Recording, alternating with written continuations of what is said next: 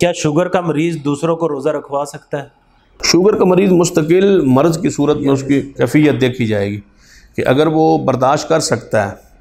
اس کو برداشت کر سکتا ہے، روزہ رکھ سکتا ہے، کیونکہ اس کو زیادہ بھوک کی تکلیف ہوتی ہے اور اس وقت اس کا جو ہے بلڈ پریشر جو ہے وہ لو ہونا شروع ہو جاتا ہے۔ اگر محسوس کرتا ہے کہ میں روزہ رکھ سکتا ہوں تو وہ روزہ رکھے، اور اگر سمجھتا ہے، یہ اس پر ہوگا نا، نیت پر ہوگا کہ اس کی نیت بندے کی اپنی کیسی ہے،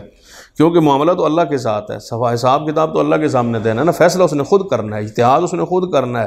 اس کا اجتہاد کوئی اور مجتہد یا مفتی نہیں کرے گا، وہ اپنی صحت کو خود بہتر جانتا ہے، اس کے مطابق فیصلہ کرے گا، کیونکہ کہیں میں اللہ تعالیٰ کا مجرم نہ بن، جب میں رکھ سکتا ہوں تو رکھوں، اور اگر سمجھتا ہے کہ واقعی مجھ سے برداشت نہیں ہوتا اور میری ڈیتھ کا اور بیماری بڑھنے کا خطرہ ہے تو اس کو چاہیے پھر وہ فدیہ دے دے، وہ مستقل بیماری کے حکم میں ہے، بیمار کے حکم میں ہے۔